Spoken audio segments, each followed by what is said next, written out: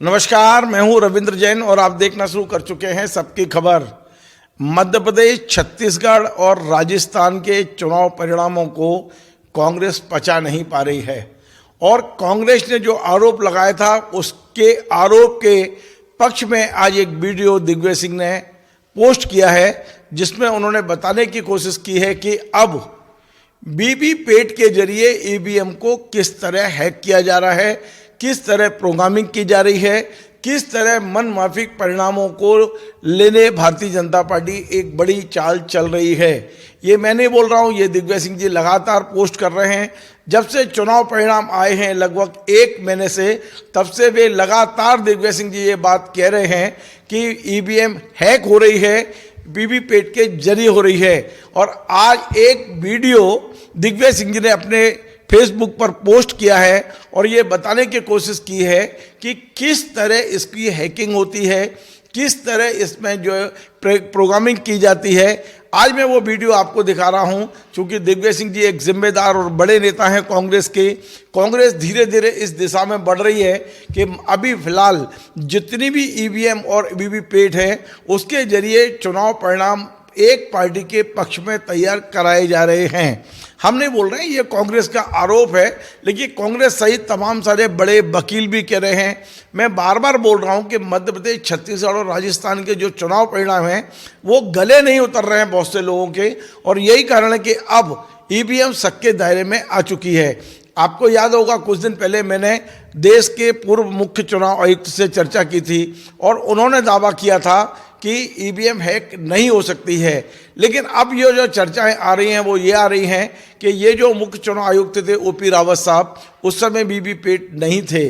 अब चूंकि वीवीपैट आ गए हैं और जिसके जरिए जब चुनाव में लड़ने वाले प्रत्याशी का नाम और सिंबल लोड किया जाता है, उसी प्रोग्रामिंग के साथ इस तरह की प्रोग्रामिंग होती है कि चुनाव परिणाम भी मनमाफिक तरीके से आते हैं। मैं आपको वो वीडियो दिखा रहा हूं जो आज दिग्विजय सिंह सहित तमाम कांग्रेस के नेता, कांग्रेस पार्टी मध्य प्रदेश में भी उसको लोड किया है। तो ये जो वीडियो है ये किस इंजीनियर का है वो हमें नाम नहीं मालूम है, लेकिन फिलहाल चूंकि दिग्विजय सिंह जी ने ऐसे पोस्ट किया है तो मैं आपको दिखाने की कोशिश करता हूं कि ईवीएम वीवीपैट के जरिए किस तरह हैक की जा सकती है।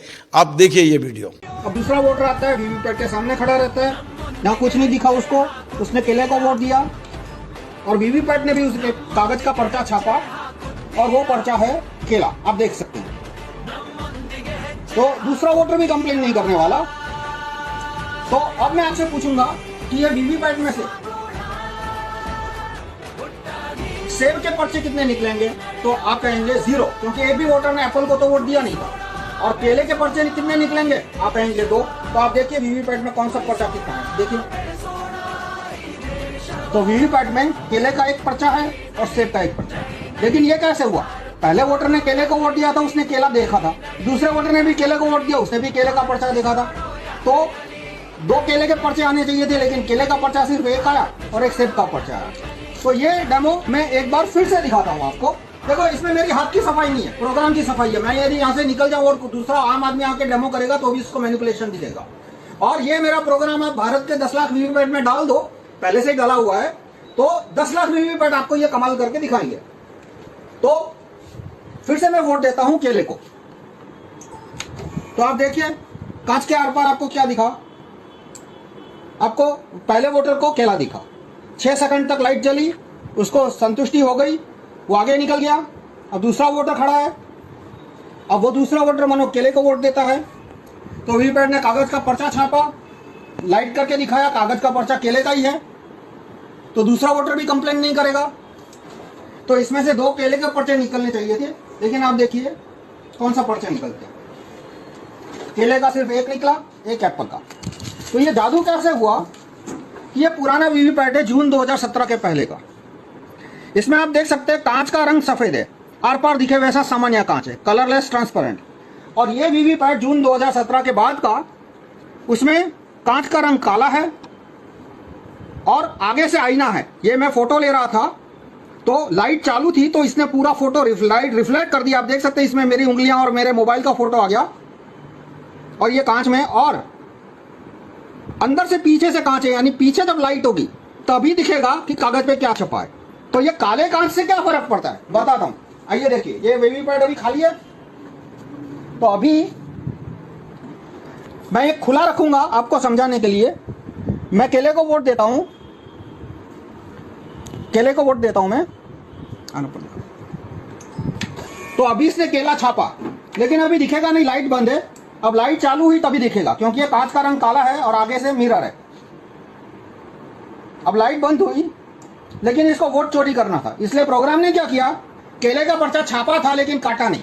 छापा, लाइट चालू की, वोटर को दिखाया लेकिन काटा नहीं। अब क्या किया, दूसरा वोटर आया, उसको ये पर्चा दिखेगा नहीं क्योंकि कांच का रंग काला है और आगे से आईना है। अब मैं खुला रखता हूं, दूसरे वोटर ने केले को वोट दिया, तो वीवीपैट ने क्या किया, इसने सिर्फ लाइट चालू की, इसने छापा कुछ नहीं, यानी पहले वोटर का पर्चा पहले और दूसरे दोनों को दिखा दिया। अब कांच काला है, दिखेगा नहीं, लाइट बंद हो गई, देखते हैं अंधेरे में क्या करता है। अंधेरे में एप्पल छापा, लेकिन ये एप्पल छापा वो दिखेगा नहीं क्योंकि कांच का रंग काला है, तो एप्पल छाप दिया। तो फिर से मैं बताता हूं कि ये वोट बदली कैसे हो रही है। कागज के वोट की बदली, कागज की वोट की बदली ऐसे हो रही है कि पहला वोटर आता है, मान लो वो केले को वोट देता है, तो वीवीपैट केला का पर्ची छापता है, लाइट चालू करके दिखाता है, लेकिन पर्ची को काटे बिना लाइट बंद कर देता है। और पहले वोटर को पता नहीं है कि पर्ची कटी नहीं, दूसरे वोटर को भी पता नहीं है कि भाई पीछे पहले से एक पर्ची छपी हुई है। अब दूसरा वोटर मानो केले को वोट देता है, तो वीवीपैट क्या करता है, सिर्फ लाइट चालू करके दिखा देता है। तो लाइट चालू की तो कांच के आर पार केले की पर्ची दिखी। अब लाइट बंद हो जाएगी, बंद हो गई लाइट, अंधेरा है, तो अंधेरे में क्या हो रहा है, किसी को दिखेगा नहीं। अंधेरे में उसने एप्पल की पर्ची छाप दी, लेकिन ये एप्पल की पर्ची छापी वो दिखेगा नहीं क्योंकि कांच का रंग काला है। अतुलभाई છે, આ વખતે અતુલભાઈ તમે તરબૂચને વોટ આપો। હા, હવે જો અહીંયા શું છપાઈ નહીં દેખાય છે, અતુલભાઈ આપ જુઓ શું દેખાય છે। તરબૂચ દેખાયું। હા બરાબર, તરબૂચ આ તરબૂચ દેખાય છે, થોડુંક આકૃતિ એ પ્રકારની છે પણ લખ્યું છે તરબૂચ। હા, અને હવે હું તરબૂચને વોટ આપું છું, હું બીજો વોટર છું, તો હું તરબૂચને વોટ આપું છું। તો આપ જુઓ મને શું દેખાય છે, મને પણ આને તરબૂચ બતાવ્યું। બિલકુલ તરબૂચ જ છે। હા, બરાબર, પણ અંદરથી વોટ શું નીકળે છે, આપણે એમ માનીએ કે બે તરબૂચ નીકળવાના છે, પણ જુઓ એક તરબૂચનો વોટ હા. ચોરી અને એક એપલમાં નાખી દીધો। આ જો નજરની સામે। बराबर, नजर हमारी सामने है, અને મને खबर કેમ न। तो अब इससे जुड़े काफी सारे वाजिब प्रश्न आएंगे कि मॉकपोल कैसे पास हो गया, क्योंकि इसके अंदर क्लॉक होती है, ईवीएम के अंदर क्लॉक होती है। तो प्रोग्राम को बोल दिया था कि भाई वोटिंग 30 अक्टूबर 2021 को है, यानी 30/2021 तक जितना टेस्टिंग होगा, फर्स्ट लाइन चेकिंग होगा, फर्स्ट लेवल चेकिंग होगा, मॉकपोल होगा, उसमें ये ईमानदारी से काम करेगा। प्रोग्राम को यह भी पता है कि 30 अक्टूबर को पहला राउंड 8 बजे मॉकपोल है, तो पहले राउंड में भी ईमानदारी से काम करेगा और सेकंड राउंड में 50-100 वोट के बाद वो वोट बदली शुरू करेगा। अब इसको कैसे पता चलेगा कि कौन से कैंडिडेट को एक्स्ट्रा वोट देना है, एप्पल को, तरबूज को, क्योंकि ईवीएम तो एक हफ्ता मतलब 1 साल पहले मैन्युफैक्चर हुआ, चुनाव के 1 साल 10 साल पहले मैन्युफैक्चर हुआ। तो इसमें ऐसा होता है, एक प्रश्न जिसको वीवीपैट इलेक्शन कमीशन ने कभी जवाब नहीं दिया, लोगों ने पूछा नहीं, ये भी प्रॉब्लम है कि भाई वीवीपैट 1 साल पहले मैन्युफैक्चर हुआ और चुनाव में कौन कैंडिडेट 1 नंबर पे है, 2 नंबर पे, उसका सिंबल क्या है, वो डिसाइड होता है चुनाव के 15 दिन पहले। तो वीवीपैट को कैसे पता चल जाता है कि कैंडिडेट नंबर 1 कौन है, 2 कौन है, 3 कौन है। तो वीवीपैट में एक फाइल अपलोड की जाती है, उस फाइल का नाम क्या है वो भी इलेक्शन कमीशन ने आज तक किसी को बताया नहीं। उस फाइल का नाम जो मैंने अनऑफिशियल सोर्सेस से पता लगा, उसको कहते हैं कैंडिडेट फाइल, CF, या कैंडिडेट सिंबल फाइल, CSF। तो वो जो CSF वीवीपैट में अपलोड होती है चुनाव से 15 दिन पहले, वो CSF बनती कहाँ है, वो एक सर्वर में बनती है जिसको CSF सर्वर कहते हैं। वो सर्वर दिल्ली में है या बेंगलोर में है, हैदराबाद में, मुझे पता नहीं है। तो क्योंकि इलेक्शन कमीशन ने कहीं पब्लिश नहीं किया कहां है, अब वो CSF का सर्वर है, वो उस फाइल में कमांड डाल देता है, पैरामीटर डाल देता है कि भाई चुनाव की तारीख 30 अक्टूबर 2021 को है।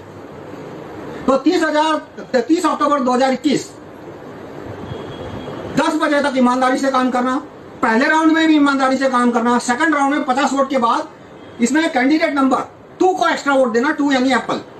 तो वो कमांड है, पैरामीटर है, वो CSF कैंडिडेट सिंबल फाइल में डाल दिया जाता है। कौन डालता है, CSF का जो सर्वर है, CSF सर्वर है, उसका प्रोग्रामर या उसका एडमिनिस्ट्रेटर। तो इस तरह से चुनाव के 15 दिन पहले वीवीपैट को सूचना दी जा सकती है कि चुनाव की तारीख और समय क्या है और किस कैंडिडेट को कितने % एक्स्ट्रा वोट देना है। अब मान लो कि कोई ऐसा बूथ है जहां पे एप्पल को कोई वोट ही नहीं देने वाला, तो फिर वो क्या करेगा, वो केले के वोट तरबूज में ट्रांसफर कर देगा। मतलब इसमें मैनिपुलेशन के बहुत सारे टेक्निक है, वो अलग अलग टेक्निक बहुत लंबा हो जाए। ट्रांसपेरेंसी की बात 24 घंटा इलेक्शन कमीशन चीखता रहता है। वहां सफेद कांच था तो वो कांच हटा के काला कांच क्यों रखा वीवीपैट में, ट्रांसपेरेंसी के नाम पे। और दूसरा मेरा ओपिनियन है काफी सालों से, मतलब 1989 से कि ईवीएम नॉनसेंस चीज है, होना ही नहीं चाहिए। और वीवीपैट ने भी बता दिया कि ईवीएम कितना बड़ा नॉनसेंस है, कि ईवीएम इतना बड़ा नॉनसेंस है कि कागज का पेपर आने के बावजूद भी उसकी रिलायबिलिटी खत्म नहीं होती। और दूसरा पॉइंट मैं बताऊंगा कि बहुत सारे लोग कहते हैं कि 25% वीवीपैट की गिनती होनी चाहिए, 50% वीवीपैट की गिनती होती है। मैं कहता हूं भाई 100% वीवीपैट की गिनती करने का भी कोई फायदा नहीं है, क्योंकि चोरी होगी और चोरी पकड़ी नहीं जाएगी। क्यों पकड़ी नहीं जाएगी? जैसे आपने देखा यहाँ पे 2 वोटर आए, दोनों ने केले को वोट दिया, और वीवीपैट ने भी एक केला एक एप्पल छापा, कागज का पर्चा, और जो इलेक्ट्रॉनिक वोट है वो भी बदल के एक केला एक एप्पल हो जाएगा। तो दोनों मैच तो चोरी होने के बावजूद भी दोनों डेटा मैच होने वाले हैं। तो 25% वीवीपैट की काउंटिंग करना ये बहुत ही टाइम पास बात है, ये बहुत ही फालतू बात है। आप वीवीपैट ईवीएम पूरा सिस्टम हटाने को सपोर्ट कीजिए। और काले कांच को हटाने की बात मैं क्यों करता हूं, क्योंकि जो वीवीपैट के समर्थक है वो आपको इस बात में भी सहयोग नहीं देंगे कि काला कांच हटा के सफेद रखना चाहिए। तो इस पॉइंट पे भी वो एक्सपोज हो सकते हैं। तो मैं समराइज करूंगा कि इलेक्शन कमीशन ने जो कांच का रंग बदला सफेद से काला, उससे क्या हुआ कि अंदर का प्रोग्राम यदि कागज का पर्चा मैनिपुलेट करता है, प्रिंटिंग मैनिपुलेट करता है, तो वोटर को पता नहीं चलेगा, बूथ के अंदर ही मैनिपुलेशन हो रहा है 10 लाख वीवीपैट के अंदर, और वोटर को दिखेगा भी नहीं। तो और ये कैसे होता है कि जब लाइट चालू होती है तभी अंदर का पर्चा दिखता है। तो जब 2 वोटर आते हैं, दोनों ने केले को वोट दिया, तब मैनिपुलेशन होगा। और आखिरी सवाल कि मान लो केले के बाद तरबूज को वोट दिया होता तो वोट मैनिपुलेशन नहीं होता। लेकिन एक बूथ में 800 वोटर होते हैं, तो कंटिन्यूटी 20-25% तो ऐसे ही आ जाएगी। और एक फैमिली के लोग यदि एक साथ जाते हैं, 4 लोग जाते हैं, और मान लो चारों ने केले को वोट दिया, तो पहले वोटर का छपा हुआ केला वो पहले, दूसरे, तीसरे, चौथे 4 वोटर को बता के 3 एप्पल छाप देगा। तो इस तरह से कंटिन्यूटी जहां होगी वही मेरा प्रोग्राम चोरी कर पाएगा। और आखिरी सवाल कि सफेद कांच रखने से फर्क पड़ेगा नहीं पड़ेगा, अब क्योंकि अब नई टेक्नोलॉजी आ गई है जिसको ट्रांसपेरेंट एलईडी बोलते हैं, आप गूगल कीजिएगा। ट्रांसपेरेंट एलईडी आने के बाद सफेद कांच होने के बावजूद भी मैनिपुलेशन किया जा सकता है। तो मैं आपसे रिक्वेस्ट करूंगा कि आप ईवीएम हटाओ मूवमेंट को सहयोग। तो आपने देखा थोड़ा लंबा वीडियो है, लेकिन इस वीडियो के जरिए कांग्रेस अब अपने जो आरोप लगा रही है उसकी पुष्टि करने की कोशिश की जा रही है।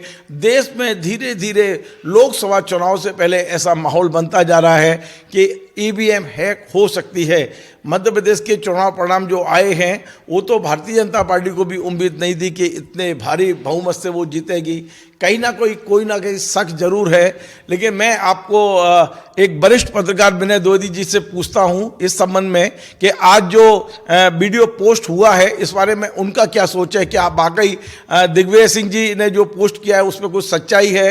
क्या ईवीएम पर शक किया जा सकता है? हम चर्चा करते हैं विनय द्विवेदी जी से। दिग्विजय सिंह जी ने जो आज फेसबुक और ट्विटर पे जो वीडियो डाला है, देखिए ये ईवीएम संदेह पे तभी आ गई थी जब भारतीय जनता पार्टी ने ये मनमोहन सिंह सरकार के समय इस पर सवाल उठाए थे। और बीजेपी के एक बड़े नेता, उनका मैं नाम अभी भूल रहा हूँ, नरसिम्हा राव जी ने इस पे बाकायदा एक किताब लिखी हुई है, जो किताब जो है आज उपलब्ध है। तो ऐसा नहीं है कि आज दूसरे लोग जो है ईवीएम पर सवाल उठा रहे हैं। सबसे पहला सवाल अगर किसी ने उठाया था तो भारतीय जनता पार्टी ने इस पर उठाया था, और तब वीवीपैट नहीं थी। तो इस पे जो ज़्यादातर जो सवाल जुड़े हैं, जो शक हुआ है, सवाल उठ रहे हैं, वो वीवीपैट के बाद उठ रहे हैं। उस समय तक जो उसका मैकेनिज्म था, मैंने भी इस पे काफ़ी रिसर्च वर्क किया है, बहुत सारे वीडियो देखे हैं, बहुत सारा पढ़ा लिखा है। तो वीवीपैट से पहले की जो मशीन थी वो अलहदा उसकी फंक्शनिंग थी, और वीवीपैट जुड़ने के बाद उसकी फंक्शनिंग चेंज हो गई। तो इसलिए जो अभी जो सवाल उठ रहे हैं वो इसलिए उठ रहे हैं क्योंकि अब पहले जो मशीन होती थी उस मशीन को सिर्फ 1 2 3 4 नंबर पता होते थे, सिंबल और नाम पता नहीं होते थे। और अब जो मशीन है, अब मशीन को सब कुछ पता होता है। और यही जो है शक की वजह है, क्योंकि पहले मशीन को छेड़छाड़ इसलिए नहीं होती थी क्योंकि उसमें कुछ भरा नहीं जाता था, पहले से सब कुछ नंबर होता था। अब जो मशीन है उसमें नाम डाला जाता है, सिंबल डाला जाता है। और चूंकि हम लोग जो टेक्नोलॉजी को समझते हैं वो ये जानते हैं कि अगर कोई इमेज हो तो अगर मैं एक्सपर्ट हूं तो मैं इमेज के द्वारा मालवेयर कहीं भी जो है भेज सकता हूं। तो ये कोई भी चीज जो है उसके साथ जो है आज की टेक्नोलॉजी में अगर सॉफ्ट टेक्नोलॉजी में सॉफ्टवेयर कोई है चाहे जिस फॉर्मेट में हो उसके साथ कोई चीज भेजी जा सकती है और उसको जो बोला जाता है वो काम करेगी। तो इसलिए जो अभी जो सवाल उठ रहे हैं वो सवाल जो है बहुत गंभीर हैं और ये मामला सुप्रीम कोर्ट में भी एक वकील लेके गए हैं, तो वहां भी जो है उसकी सुनवाई होनी है। तो ऐसा नहीं है कि ये बहुत शांत होने वाला मामला है, बल्कि अब मुझे लगता है कि अब जो है जिस तरीके से दुनिया में ईवीएम को लेके सवाल खड़े हुए थे, अब भारत में भी उस तरह का माहौल ईवीएम को लेके बन रहा है, जो मुझे लगता है कि आने वाले समय में और आगे तेजी से बढ़ेगा। तो आपने सुना विनय द्विवेदी जी का भी पक्ष, उनका जो भी कहना था मैंने सीधा सीधा आपको सुनवाया है। आपको हमारा ये कार्यक्रम पसंद आए वैसे शेयर करें, लाइक करें, कमेंट करें और आपसे बार बार निवेदन है हमारे इस चैनल को सब्सक्राइब अवश्य करें। धन्यवाद।